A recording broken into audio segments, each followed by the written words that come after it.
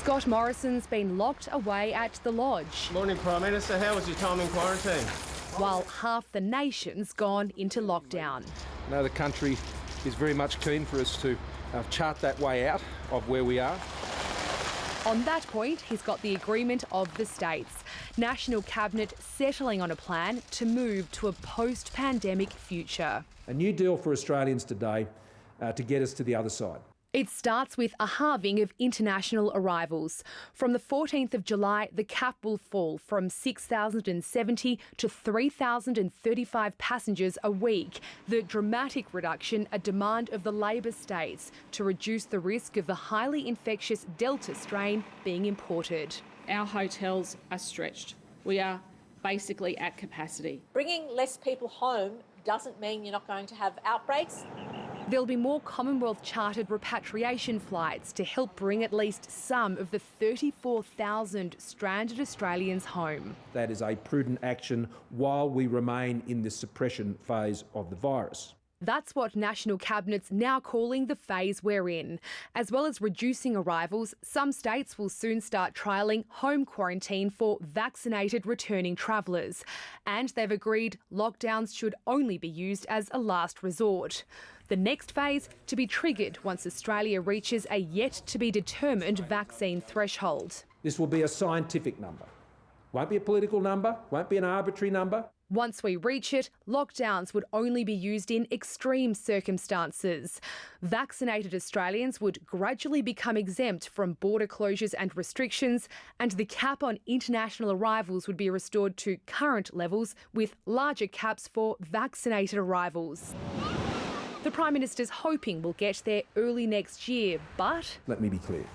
You don't lightly start changing these settings. Lockdowns would finally be a thing of the past once we enter Phase C, when vaccinated Australians will no longer be subject to any COVID restrictions and they'll be allowed to travel overseas again without having to get an exemption.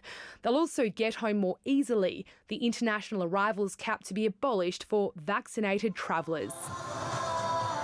Then comes the final phase, a return to life as we knew it, where the cap on arrivals is scrapped altogether and returning travellers will no longer have to quarantine regardless of their vaccination status. The pathway we have agreed today, I think, gives all Australians encouragement. I hope today's a turning point. I'm somewhat stunned that 18 months into a pandemic, we're going to start developing a plan. With millions of Australians still locked down or subject to restrictions, the plan's designed to provide some certainty and hope that there is light at the end of the tunnel.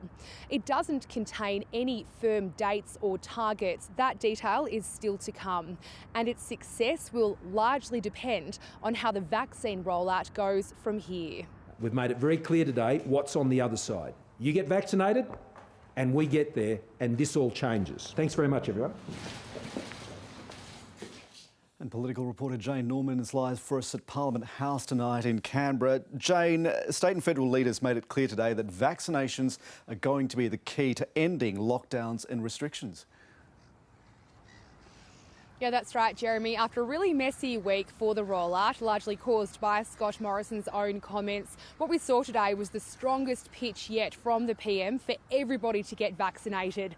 But supply really remains the biggest issue. So far, about 8% of the population has been fully vaccinated, which means we have a pretty long way to go to reach the government's own goal of offering everybody a jab by Christmas. So what we got today, Jeremy, was really a big picture roadmap. The next step is to fill in the details, the level of vaccinations that'll be required to move from this phase to the next. And that is not a simple exercise because it requires the nation's leaders to really decide what level of risk they're willing to accept as the country reopens. And that's not just a health decision. It's become a political one too, and I suppose, Jeremy, that's why we've seen the Prime Minister return to the kind of rhetoric he was using earlier this year, and that is once most of Australians are vaccinated, he wants us to treat COVID-19 like any other infectious disease and, crucially, respond to it accordingly. Jane, now that there's a plan on the table, tell us, what does the rest of this year look like?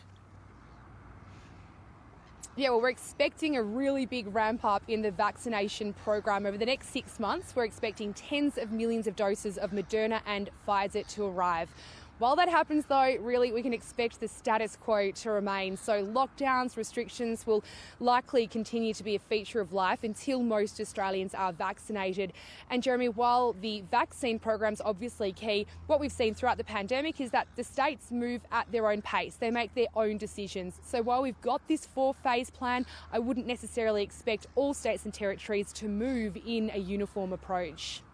Jane Norman in Canberra.